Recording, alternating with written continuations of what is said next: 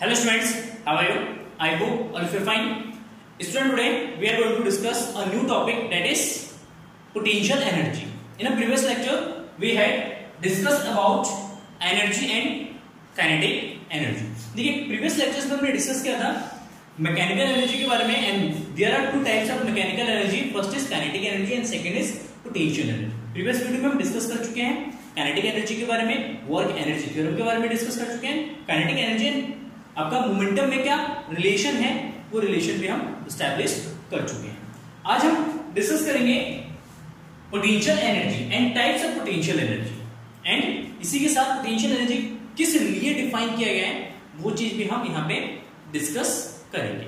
So now potential energy, कल मैंने आपको बताया था पोटेंशियल एनर्जी मींस क्या है. पोटेंशियल एनर्जी मींस अगर कोई भी सिस्टम है तो उस सिस्टम के पोजीशन या उसके कॉन्फ़िगरेशन के कारण उस बॉडी का या उस सिस्टम का जो एनर्जी है उस एनर्जी को ही हम क्या कहेंगे, पोटेंशियल एनर्जी कहेंगे. Just like this, let us suppose we have two mass, suppose we have two charge. First is q1 charge and this is q2 charge. Both are positive and we know it, they are repel to each other. ये इसको ripple करेगा इस direction में F4 से, ये इसको ripple करेगा इस डायरेक्शन में F4 से, एक दूसरे को रिपल करेगा. बट इस रिपल्सिव फोर्स के against late us suppose Q2 charge को हम इसके नियर अबाउट ले आते हैं Q1 के. यहां से उठा के हम इसको कहां पे ले आए, इसके नियर अबाउट ले आए. तो अब इसके इस पोजीशन के कारण इस सिस्टम के पास क्या है, एक एनर्जी. क्योंकि अब देखिए, अब यहां से इसको रिलीज करेंगे, जैसे ही दोनों चार्ज को नियर अबाउट लाके रिलीज करेंगे तो क्या होगा, दोनों चार्ज एक दूसरे को रिपेल करेगा और फिर से ये वाला चार्ज जो है अगेन यहां से कहां जाएगा, अपने इनिशियल पोजीशन में आ जाएगा. तो इट मींस इस सिस्टम के पास कैपेबिलिटी है, इसके पास एबिलिटी है वर्क करने की. तो यहां पे क्या कर रहा है, वो वर्क परफॉर्म कर रहा है. जब इस सिस्टम के अपने कॉन्फ़िगरेशन के कारण या अपने पोजीशन के कारण इस सिस्टम के पास जो एनर्जी है that is called as potential energy. Let us take one examples. Let us suppose one block are laying on a ground पे एक ब्लॉक ले कर रहे हैं. This is its original energy, sorry initial position, and इस box को या इस ब्लॉक को हम लिफ्ट करते हैं h हाइट पे.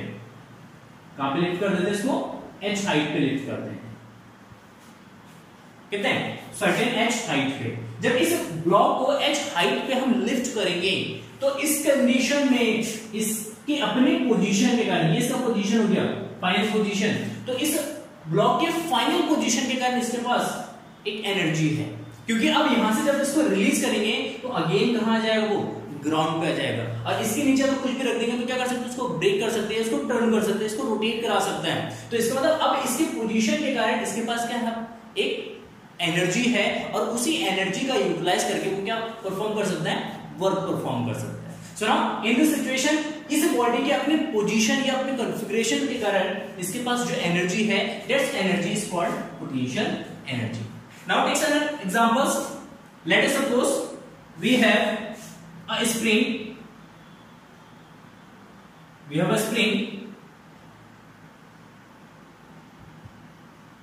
इसके साथ यहां पे एक मास है, इसको कनेक्ट किया गया एक मास. लेट अस सपोज यहां से हॉरिजॉन्टल प्लेन ले लेते हैं. अब यहां से अब इस स्प्रिंग को क्या करते हैं, हम यहां से स्ट्रेच करते हैं, इधर खींच देते हैं इस मास को, इसको स्ट्रेच कर देते हैं स्प्रिंग को. जब इस स्प्रिंग को स्ट्रेच करेंगे तो उसका लेंथ बढ़ेगा. अब यहां पे ये मास हो गया हमारा. अब जैसे ही इसको स्ट्रेच करके छोड़ेंगे, अब स्ट्रेच करेंगे तो ये इसका फाइनल पोजीशन हो गया, इसका अपना कॉन्फ़िगरेशन हो गया ये. अब जैसे ही इसको हम क्या करेंगे, रिलीज करेंगे तो वापस क्या जाएगा, वो अपने पोजीशन में आएगा और यहां पे क्या करेगा, वो ऑसिलेट करता है. स्प्रिंग इस तरीके से क्या करेगा, ऑसिलेट करेगा. तो इस स्प्रिंग के अपने कॉन्फ़िगरेशन के कारण इसके पास क्या है, अपना एनर्जी है. ठीक, क्योंकि अब इसके पास कैपेबिलिटी है, इसके पास एबिलिटी है वर्क करने की. तो इसके मतलब इसके पास अगर एबिलिटी है वर्क करने की तो then they have a energy, and this energy is called potential energy. Because ये जो एनर्जी है इसके कॉन्फ़िगरेशन के कारण है, इसके पोजीशन के कारण है. तो दिस टाइप ऑफ ये एग्जांपल्स हैं जैसे आपका लेट अस सपोज दो मैग्नेट हैं नॉर्थ एंड साउथ, इसको नियर अबाउट प्लेस कर रहे हैं नॉर्थ पोल को, ये इनफाइनाइट डिस्टेंस पे था, इसको लाके इस पोजीशन पे इसको प्लेस किया गया। जैसे यहां से इसको रिलीज करेंगे, अभी तो इसको पकड़ के रखा है लेट अस सपोज इस पोजीशन में, जैसे इसको रिलीज करेंगे तो ये इसको रिपेल करेगा, ये इसको रिपेल करेगा, तो एक दूसरे से क्या जाएंगे, दूर जाएंगे। जब एक दूसरे से दूर जाएंगे तो उस केस में ये क्या कर रहा है, क्योंकि इसमें वर्क भी हो रहा है, सॉरी इसमें फोर्स भी अप्लाई हो रहा है और फोर्स के साथ साथ क्या हो रहा है, डिस्प्लेसमेंट भी हो रहा है। तो इट मींस जब ये एक दूसरे से दूर जाएंगे तो क्या करेगा, एक वर्क करेगा, वर्क को परफॉर्म करेगा। तो इट मींस इस केस में भी इसके पास क्या है, अपने पोजीशन के कारण एक एनर्जी है। This energy is called potential energy. तो पोटेंशियल एनर्जी मतलब कि किसी भी बॉडी के उसके कॉन्फ़िगरेशन के कारण या उसके पोजीशन के कारण उसके पास जो एनर्जी होता है, उस एनर्जी को ये कहते हैं पोटेंशियल एनर्जी। तो पोटेंशियल एनर्जी उसके पोजीशन के कारण होगा, काइनेटिक एनर्जी उसके मोशन के कारण होगा। ठीक है, so now let's see the definition of potential energy. Definition of potential energy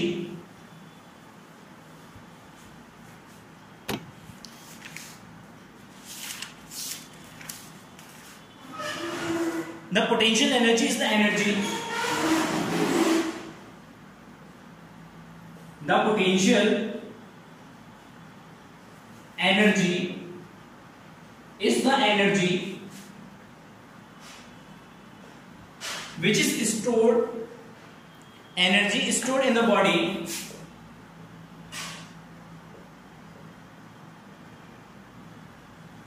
in a body due to its configuration, body or a system,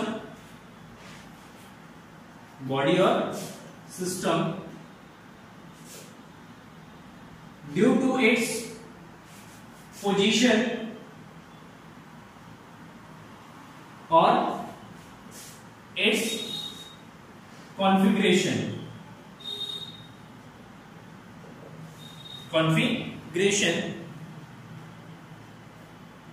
ठीक है ना, बाय इट्स कॉन्फ़िगरेशन, मतलब पोजीशन और कॉन्फ़िगरेशंस के कारण इसके पास जो एनर्जी है, this energy is called potential energy. ठीक है, देन सुनो अब यहाँ पे यहाँ पे पोटेंशियल एनर्जी के बारे में डिस्कस कर लेते हैं।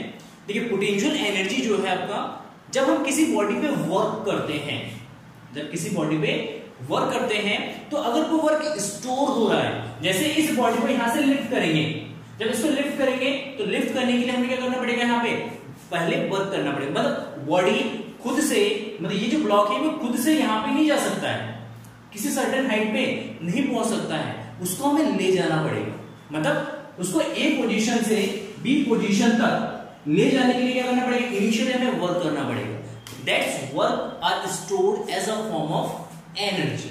जो वर्क हम यहाँ पे करेंगे वो वर्क जो है वो स्टोर होगा किसके फॉर्म में, एनर्जी के फॉर्म में। या जैसे स्प्रिंग है, स्प्रिंग में जब हम क्या करेंगे, स्ट्रेच करेंगे, तो स्ट्रेच करने के लिए क्या करना पड़ेगा, उसको वर्क करना पड़ेगा सबसे पहले। तो जो वर्क हम करेंगे उसको स्ट्रेच करने के लिए, तो वो वर्क स्टोर हो रहा है एज अ पोटेंशियल एनर्जी में। या हम कहें कि जो दो चार्जेस हैं जो एक दूसरे से लॉन्ग डिस्टेंस पर हैं, तो ये चार्ज अपने आप नहीं आएगा, अगर दोनों पॉजिटिव है तो इस कंडीशन में इस चार्ज को यहां से यहां पे लाना पड़ेगा। कहां से, यहां से यहां पे लाना पड़ेगा। तो इसका मतलब जब उसको लेके आएंगे तो उस केस में हमें कुछ क्या करना पड़ेगा, वर्क करना पड़ेगा। That works are stored as a form of potential energy. तो वो वर्क स्टोर होगा पोटेंशियल एनर्जी के फॉर्म में। तो basically potential energy is a stored work. Potential energy it is a stored work. ठीक है, एक इंपॉर्टेंट बात, कॉन्फ़िगरेशन के कारण तो है, पोजीशन के कारण, लेकिन उस कॉन्फ़िगरेशन में या उस पोजीशन में बॉडी को ले जाने के लिए या उसको पोजीशन में लाने के लिए हमें पहले वर्क करना पड़ा। वो वर्क स्टोर हुआ किसके फॉर्म में, एज अ पोटेंशियल एनर्जी के फॉर्म में। किसके फॉर्म में, पोटेंशियल एनर्जी के फॉर्म में। अच्छा, वर्क कब स्टोर होगा, वर्क कब स्टोर होगा, जैसे कोई एक फ्लोर है, जैसे इस फ्लोर पे यहाँ पे एक बॉल को क्या करते हैं, हम लुढ़का देते हैं, इस पे जस्ट एक फोर्स अप्लाई करते हैं, और जैसे फोर्स अप्लाई करते हैं तो कुछ डिस्प्लेसमेंट होता है, वर्क भी होता है, लेकिन जैसे वो ए पोजीशन से कहां पे आएगा, बी पोजीशन पे, अब वो अगेन बी से ए पे नहीं आ सकता है, खुद से नहीं आ सकता है, उसको फिर से बी से ए पे लाने के लिए हमें फिर से क्या लगाना पड़ेगा, फोर्स लगाना पड़ेगा। तो इस केस में वर्क स्टोर नहीं हुआ है। अगर वर्क स्टोर होगा तो वो खुद से अपने इनिशियल पोजीशन पे आ जाएगा। जैसे यहाँ पे वर्क स्टोर हुआ है, यहाँ से इसको रिलीज करेंगे तो वापस अपने पोजीशन पे आ जाएगा, ठीक है। यहाँ से चार्ज को रिलीज करेंगे तो चार्ज यहाँ से फिर रिपल्सिव फोर्स के अगेंस्ट वो यहाँ पे चला जाएगा, तो खुद से चला जाएगा। स्प्रिंग है, इसको स्ट्रेच कर देंगे, छोड़ देंगे, वापस अपने पोजीशन पे आ जाएगा। तो बाद में जब अपने पोजीशन पे वो खुद से आ रहा है, लेकिन यहाँ पे बॉल खुद से बी से ए पे नहीं आ सकता, तो यहाँ पे वर्क स्टोर्ड नहीं हुआ है। तो इसीलिए जो पोटेंशियल एनर्जी है, पोटेंशियल एनर्जी में वर्क स्टोर होता है किस केस में, जब यहाँ पे जो फोर्स लगता है, यहाँ पे जब इसको लिफ्ट कर रहे हैं, इसको खींच रहे हैं, यहाँ पे जो रिपल्सिव फोर्स है, इलेक्ट्रोस्टैटिक फोर्स है, जब फोर्स हमारा कंजर्वेटिव होगा, when force is conservative, force क्या होगा, कंजर्वेटिव होगा। अगर फोर्स कंजर्वेटिव है तभी वो स्टोर होगा। फोर्स अगर कंजर्वेटिव है तो कंजर्वेटिव फोर्स के द्वारा जब वर्क किया जाता है वो वर्क हमारा स्टोर होता है, और वो स्टोर्ड वर्क जो है क्या होता है, पोटेंशियल एनर्जी। मतलब जब पोटेंशियल एनर्जी को अगर हम डिफाइन कर रहे हैं फिजिक्स में, तो उसके लिए मोस्ट इंपॉर्टेंट कंडीशन है कि उसमें के लिए जो फोर्स है वो कंजर्वेटिव होना चाहिए। आगे डिस्कस करेंगे नेक्स्ट टॉपिक में कि what is a conservative force and what is a non conservative force. तो एक सिंपल सा मैं बता देता हूं, कंजर्वेटिव फोर्स वो फोर्स होता है जिसमें अगर हम किसी बॉडी पे वर्क करते हैं तो वर्क उसके पाथ पे डिपेंड नहीं करता है, उसके इनिशियल एंड फाइनल पॉइंट पे डिपेंड करता है। आगे डिस्कस करेंगे डिटेल में। तो यहाँ पे बस आपको इतना समझना है कि फोर्स अगर कंजर्वेटिव है तो कंजर्वेटिव फोर्स के लिए ही पोटेंशियल एनर्जी डिफाइंड है, and potential energy basically it is a work done.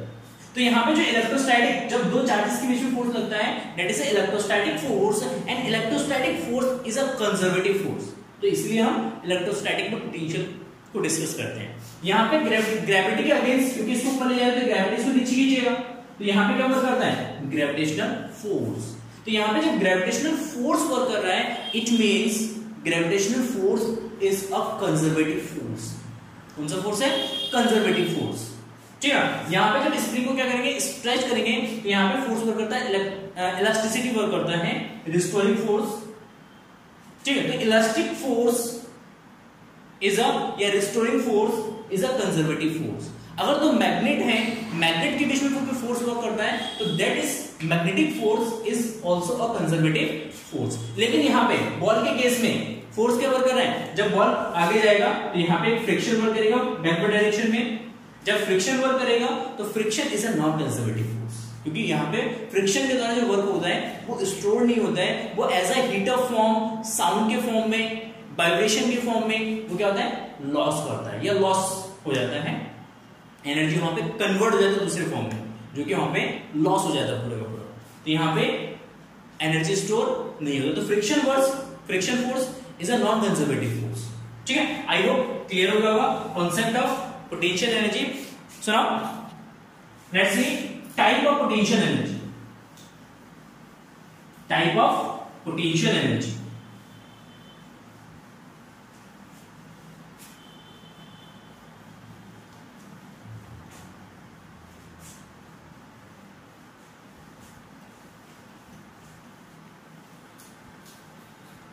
देखिए type of potential energy, there are three type of potential energy, that is first is gravitational potential energy, elastic potential energy and electrostatic potential energy.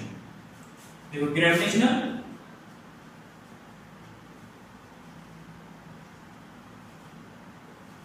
Potential energy, elastic potential energy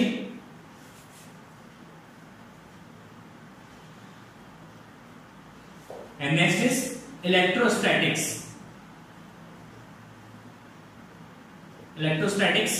potential energy P, ठीक है।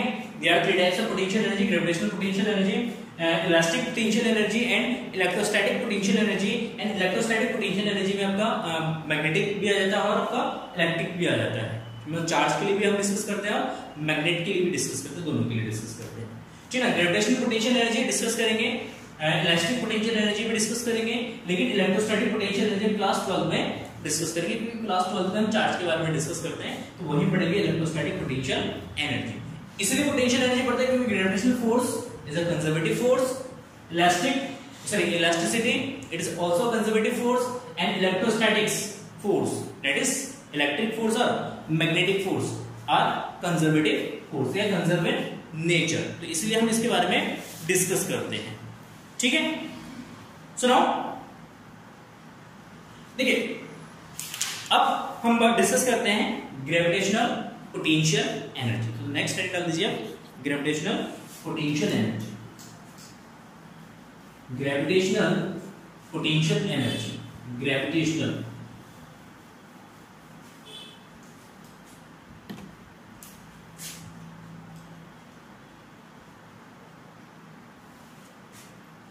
Gravitational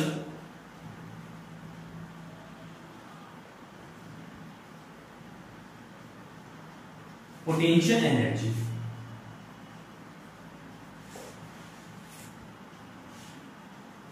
gravitational potential energy. देखिए gravitational potential energy मतलब gravity के अंदर जिस potential energy की हम discuss करते हैं, तो उसी को हम क्या करें, ग्रेविटेशनल पोटेंशियल एनर्जी, ठीक है। मतलब अगर कोई भी बॉडी ग्राउंड से कुछ सर्टेन हाइट पर है, कोई भी बॉडी ग्राउंड से कुछ सर्टेन हाइट पर है, तो उसके अपने हाइट पोजीशन के कारण उसके पास क्या हुआ, एनर्जी हुआ। This energy is called gravitational potential energy. जैसे आपके छत पे अगर कोई भी ब्लॉक रखा है तो उसके पास क्या एनर्जी है, ठीक है। जैसे आपका क्या करते हैं, जो माउंटेन्स होते हैं, माउंटेन के बीच में क्या करते हैं, डैम बनाते हैं, तो उन डैम्स में जो वाटर्स होते हैं, उन वाटर के पास भी सर्टेन अर्थ लेवल से मतलब ग्राउंड लेवल से कुछ सर्टेन हाइट पर है, तो उन वाटर के पास भी क्या होता है, आपका पोटेंशियल एनर्जी होती है, क्योंकि उसके अपने हाइट के कारण उसके पास पोटेंशियल एनर्जी है। जैसे आपके रूम में कोई फैन है, ऊपर हैंग कर रहे हैं, तो उस फैन भी ग्राउंड से कुछ सर्टेन हाइट पर है, उसका मतलब उसके पास भी क्या है, पोटेंशियल एनर्जी है, ठीक है। जैसे इस ट्राइपॉड के ऊपर एक मोबाइल रखा है मेरा, जिससे मैं वीडियो शूट कर रहा हूं, तो वो भी ग्राउंड से कुछ सर्टेन हाइट पे है, तो उसके पास भी क्या है, पोटेंशियल एनर्जी। मतलब अगर कोई भी बॉडी ग्राउंड लेवल से कुछ सर्टेन हाइट पर है, तो उसके अपने उस पोजीशन के कारण उसके पास जो एनर्जी होगा, that energy is called gravitational potential energy. Calculate भी करेंगे कि ग्रेविटेशनल पोटेंशियल एनर्जी कैसे कैलकुलेट करते हैं और कितना होता है, ठीक है। सुनो, gravitational potential energy of a body, gravitational potential energy, potential energy of a body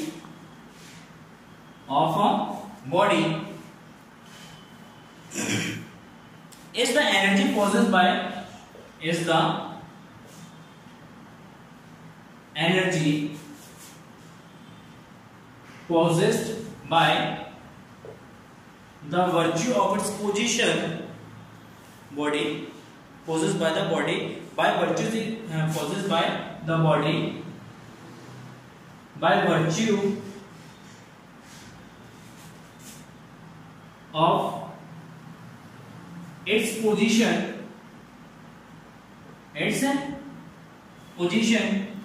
from above the surface of the earth, virtue of its position above the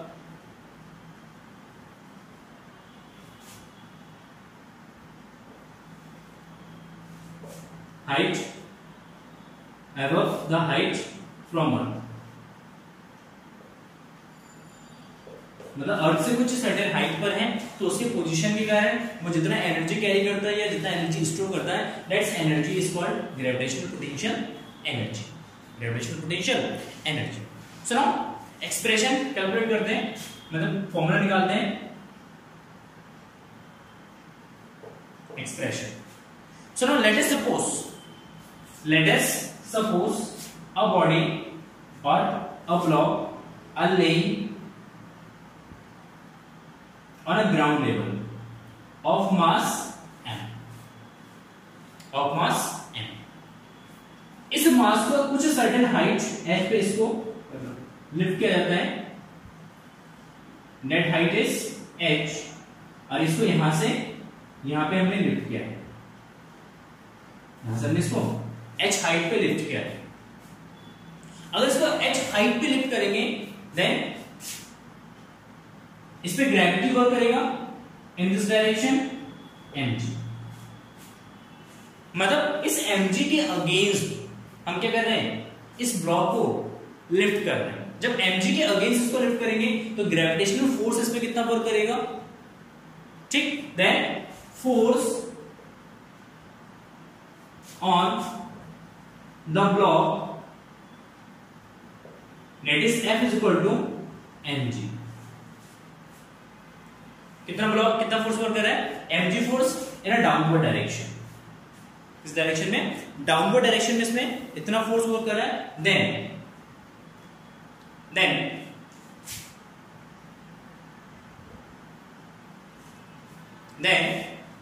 अब इस पे अगर देखिए सिंपल सी बात है, लॉजिकली समझते हैं। ग्रेविटी इसको नीचे खींच रहा है, ग्रेविटी क्या कर रहा है, इसको नीचे खींच रहा है, हमें इसको ऊपर ले जाना। लेट अस सपोज किसी इंस्टेंट बॉडी जो है हमारे इस पोजीशन पे है, किसी इंस्टेंट इस पोजीशन पे मान लेते हैं, लेट अस सपोज, तो इस पोजीशन में ग्रेविटी इस पे नीचे वर्क करेगा, इस ब्लॉक को हम कहां ले जा रहे हैं, ऊपर। तो इसका मतलब है इस बॉडी पे हमें एक एक्सटर्नल फोर्स अप्लाई करना पड़ेगा। ये जो एक्सटर्नल फोर्स है, ये एक्सटर्नल फोर्स ही इस बॉडी को कहां ले जाएगा, ऊपर ले जाएगा, क्योंकि mg तो ले जा सकता ना, क्योंकि mg इसको कहां ले जा सकता है, नीचे ला सकता है, ऊपर नहीं ले जा सकता है। तो इस ब्लॉक को A पोजीशन से B पोजीशन पे लाने के लिए इस पे हमें एक्सटर्नल फोर्स अप्लाई करना है। This external force is always opposite to mg। ये जो एक्सटर्नल फोर्स होगा ये mg के क्या होगा, अपोजिट होगा, अपोजिट डायरेक्शन में होगा।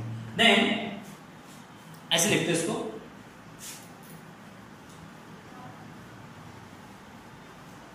क्या करते हैं, इसको इस तरीके से लिखते हैं, gravitational force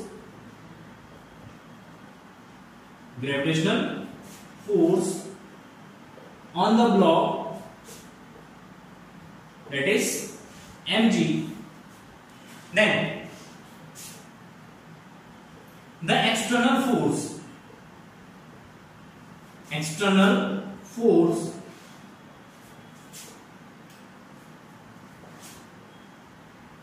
which is acting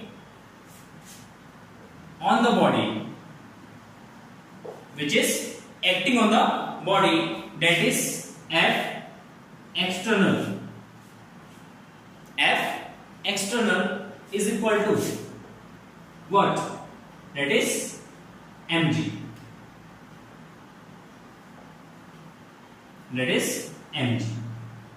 क्या होगा, mg, मतलब जितना mg जितना डाउनवर्ड डायरेक्शन में फोर्स लग रहा है, उतना ही फोर्स हम क्या करेंगे, ऊपर लगाएंगे, ताकि इस बॉडी को क्या कर सके, हम लिफ्ट कर सके। Is it clear? अब आपके दिमाग में ये आ सकता है, सर अगर दोनों फोर्सेस इक्वल है तो उस केस में इसको ये कैसे मूव कर सकता है, क्योंकि नेट फोर्स तो जीरो होगा, नेट फोर्स जीरो होगा तो ये लिफ्ट ही नहीं होगा।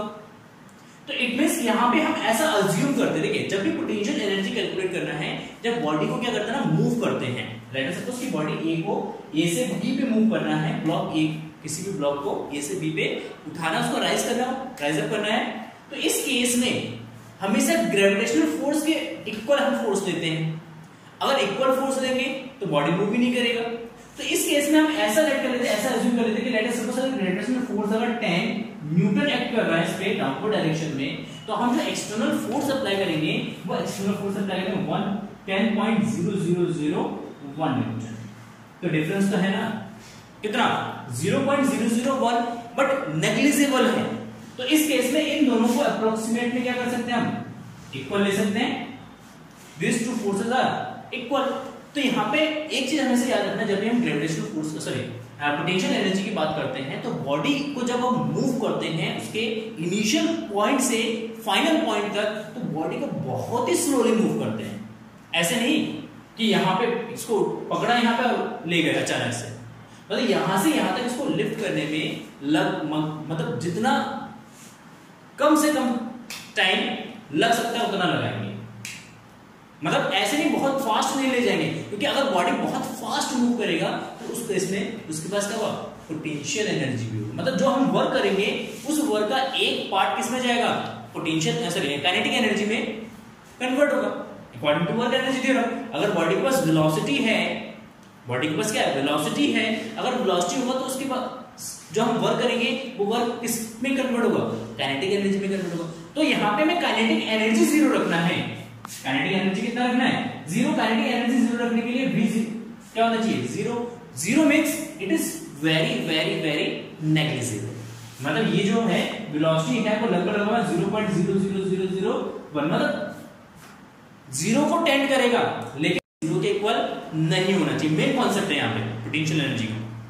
तो वेलोसिटी बहुत नेग्लिजिबल चाहिए, तो वेलोसिटी अगर बहुत नेग्लिजिबल चाहिए तो फोर्स भी बहुत नेग्लिजिबल चाहिए। तो इसलिए हमने इतना एक्स्ट्रा फोर्स लगाया, 0.001 न्यूटन का फोर्स एक्स्ट्रा लगाया। तो इससे क्या होगा, बॉडी धीरे धीरे धीरे धीरे स्लोली क्या होगा, ए से बी पे पहुंच जाएगा।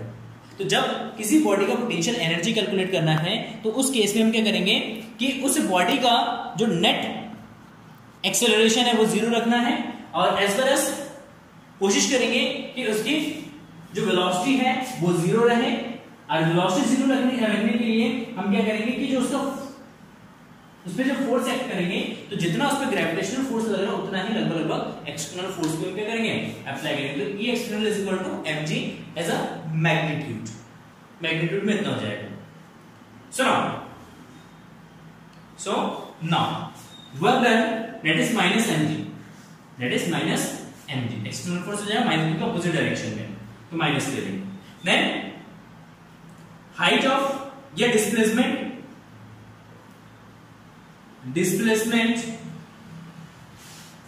is equal to h, then work done by the external force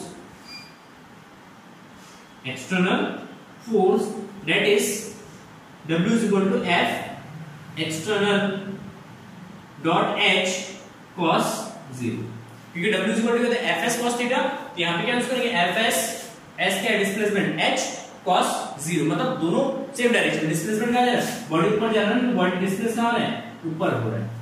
तो दोनों फोर्स क्या है, same force and displacement same direction में, देन cos 0 यूज करेंगे and that is F external is equal to minus of mg h, and this work is done by external agent।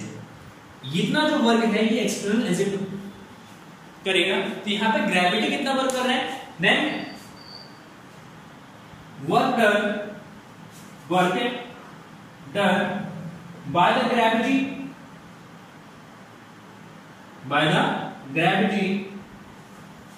ने कितना work किया, तो gravity इतना ही work करेगा लेकिन opposite.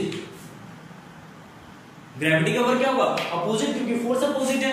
तो इस केस में ये जो minus of W external and that is minus plus mg। तो ग्रेविटी ने इतना वर्क किया है, जब ग्रेविटी इतना वर्क करेगा तो उसका पोटेंशियल एनर्जी हो जाएगा, potential energy, gravitational potential energy is equal to W and W is equal to mg h। It is represented by U, इसको हम U से रिप्रेजेंट करेंगे, तो U is equal to mg h।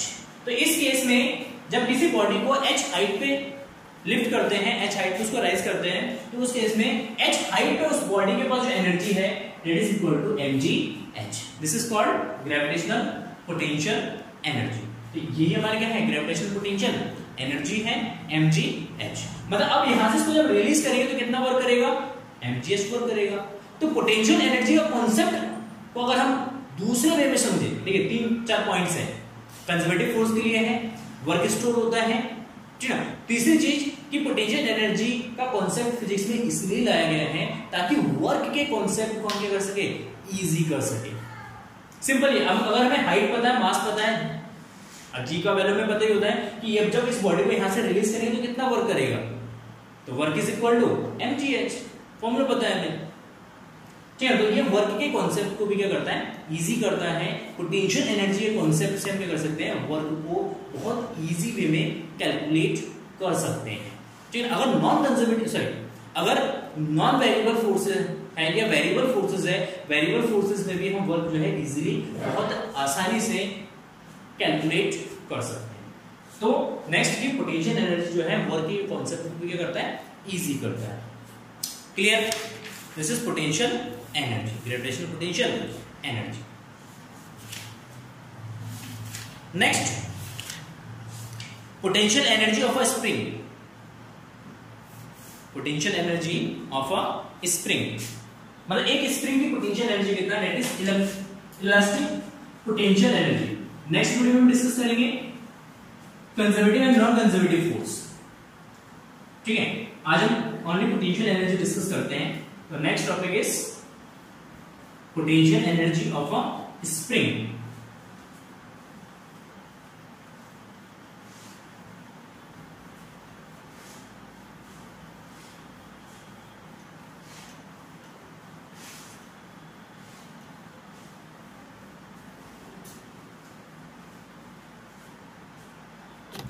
सुनो, potential energy of a spring.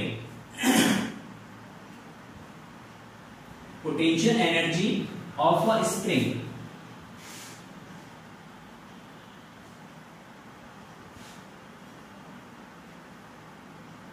Potential energy of a spring. देखिए spring की potential energy,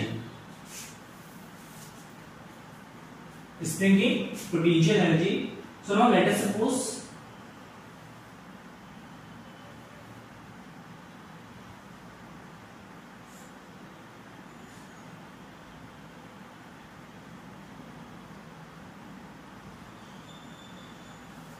initially spring इस तरीके से रखा है, उसके साथ एक हमने मास को लिंक किया है, एक ब्लॉक को लिंक कर दिया है। In this situation this is the equilibrium stage of spring. This is equilibrium position या इक्विलिब्रियम स्टेट बोल सकते हैं, जहां पे पूरा सिस्टम हमारा रेस्ट में, मतलब जिस पोजीशन में सिस्टम रेस्ट में होता है उसको हम इक्विलिब्रियम या मीन स्टेट बोलते हैं या मीन पोजीशन बोलते हैं। This is the equilibrium or mean position. In this situation, in this state, force is equal to 0 and displacement of system is equal to 0. Body displace नहीं कर रहा। अब हमने क्या करा, इस मास पे एक फोर्स लगाते हैं ब्लॉक पे और स्प्रिंग को स्ट्रेच कर देते हैं। स्ट्रेच जैसे कर देते हैं इसको, तो इसको जैसे स्ट्रेच करेंगे तो इस पे फोर्स लगाएंगे इस डायरेक्शन में। जैसे इसमें फोर्स लगाएंगे इस डायरेक्शन में तो स्प्रिंग में क्या होगा, एक रिस्टोरिंग फोर्स वर्क करेगा। क्या करेगा, रिस्टोरिंग फोर्स, क्योंकि जब उसको खींचेंगे ना तो स्प्रिंग भी क्या करेगा, उसी फोर्स के अपोजिट डायरेक्शन में अपना एक फोर्स क्रिएट करेगा। मतलब इस सॉरी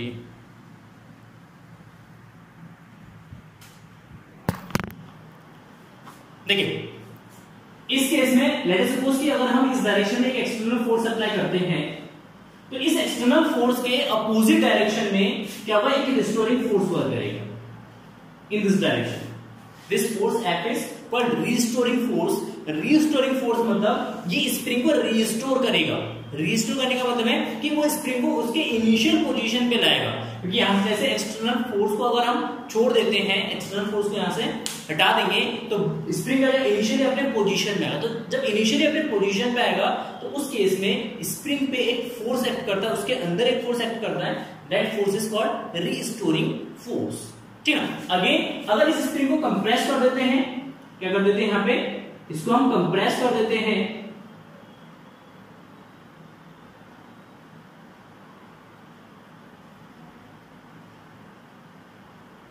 जब इसको कंप्रेस कर देंगे एक्सटर्नल फोर्स हम लगाते हैं इस डायरेक्शन में F एक्सटर्नल, तो इसमें रिस्टोरिंग फोर्स इसके अपोजिट में जाएगा, रिस्टोरिंग फोर्स इसके अपोजिट में। तो यहां पे रिस्टोरिंग इस डायरेक्शन में, डिस्प्लेसमेंट बॉडी का कहां रहा है, इस डायरेक्शन में। इस केस में डिस्प्लेसमेंट कहां रहा बॉडी का, एक्सटर्नल फोर्स के डायरेक्शन में। तो दोनों सिचुएशन में अगर हम ऑब्जर्व करते हैं तो restoring force is always in the opposite direction of displacement. मतलब बॉडी जिस डायरेक्शन में, ब्लॉक जिस डायरेक्शन में डिस्प्लेस हो रहा है उसके अपोजिट डायरेक्शन में यहाँ पे आपका रिस्टोरिंग फोर्स एक्ट कर रहा है। Is it clear? So now यहां पे क्या करेंगे, लॉ यूज होता है Hooke's law. According to Hooke's law according to Hooke's law,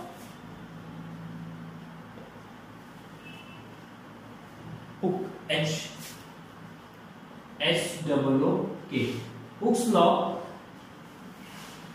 according to Hooke's law, restoring force F is always directly proportional to the displacement. देखिए जितना ज्यादा displace करेंगे, देखिए अब एक एग्जांपल्स देता हूं मैं आपको।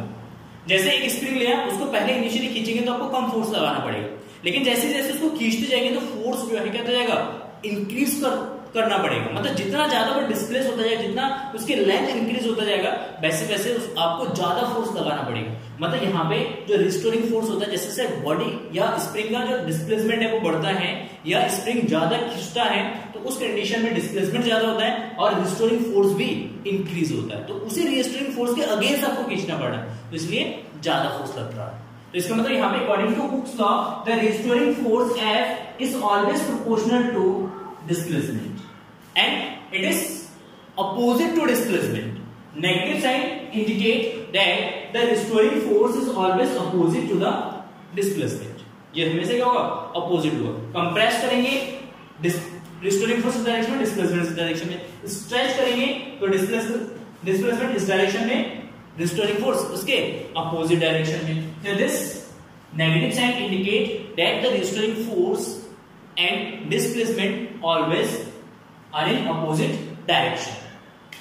ठीक है, सुनो यहां से प्रोपोर्शनलिटी के साइन को रिमूव करेंगे, then F is equal to जाएगा यहां पे माइनस का K X, where K is equal to constant and it is known as spring constant. Spring constant, इसको हम क्या कहते हैं, K को स्प्रिंग कांस्टेंट बोलते हैं इसको, it is called spring constant. सुनो अब इसी रिस्टोरिंग फोर्स के अगेंस्ट हम क्या करते हैं, स्प्रिंग को डिस्प्लेस करते हैं, ठीक। और यहाँ पे जो रिस्टोरिंग फोर्स है ये हमारा क्या है, एक रिस्टोरिंग फोर्स है, यहाँ पे वेरिएबल फोर्स है, क्योंकि जैसे जैसे डिस्प्लेसमेंट वेरी करेगा वैसे वैसे आपका रिस्टोरिंग फोर्स वेरी करेगा। देन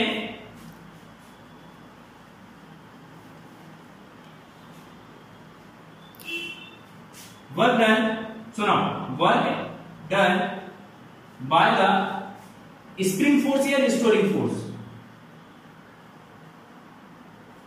restoring force और spring force, क्योंकि spring में क्रिएट हो रहे हैं इसलिए इसको spring force भी बोल सकते हैं, spring force F work done by the restoring force और spring force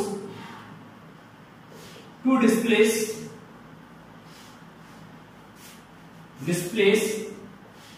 the mass, to displace the mass,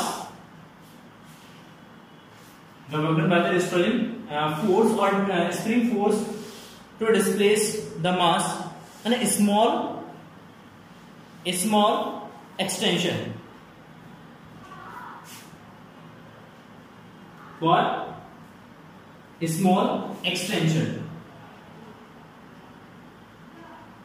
dx। मतलब उसको अगर dx छोटा सा डिस्प्लेसमेंट करते हैं तो उस छोटे से डिस्प्लेसमेंट में कितना वर्क करना पड़ेगा, that is small work done, that is dw is equal to f dot ds, f dot dx।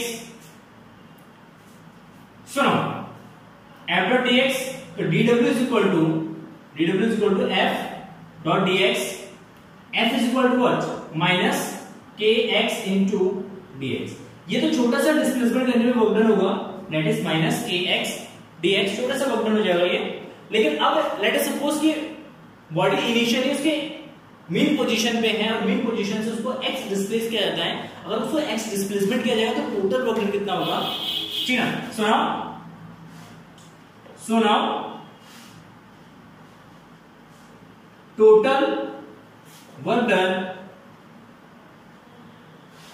To move body from x is equal to 0 to x is equal to x is equal to 0, x equal to 0 means उसका mean position, and mean position से body को x distance इसको displace कर दिया, x displacement देते हैं उसमें।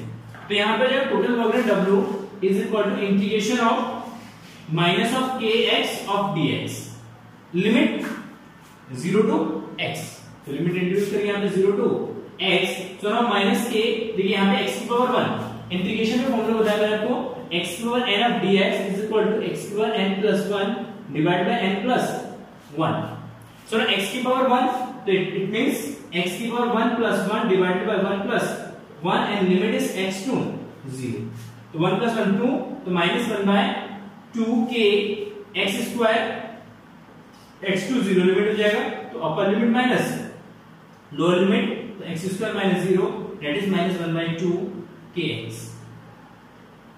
तो w is equal to minus half of kx, minus half of kx, this is the expression for potential energy of a spring, मतलब कोई भी स्प्रिंग है उस स्प्रिंग का पोटेंशियल एनर्जी कितना होगा, minus half of kx, minus half of kx, ठीक है। तो यहाँ पे आपका स्प्रिंग कांस्टेंट गिवन होगा, बस आपको डिस्प्लेसमेंट देखना है कि बॉडी कितना डिस्प्लेस हो रहा है, उसी के अकॉर्डिंग हम क्या करेंगे, वर्क कैलकुलेट कर लेंगे, ठीक। And this work done is equal to potential energy, ये जो वर्क है आपका एक इसमें स्टोर होगा एज अ पोटेंशियल एनर्जी में स्टोर होगा, then the potential energy of the spring is equal to potential energy of a spring U is equal to W and U is equal to minus of half kx का square, sorry यहाँ पे x square होगा, kx का square, clear, joule, कितना joule, clear. तो it's a very simple derivation, ज्यादा tough नहीं है, बस आपको याद रखना कि रिस्टोरिंग फोर्स हमेशा डिस्प्लेसमेंट के प्रोपोर्शनल होता है और उसके अपोजिट होता है, ठीक है। चलिए फिर नेक्स्ट वीडियो में कुछ डिस्कस करते हैं, अगेन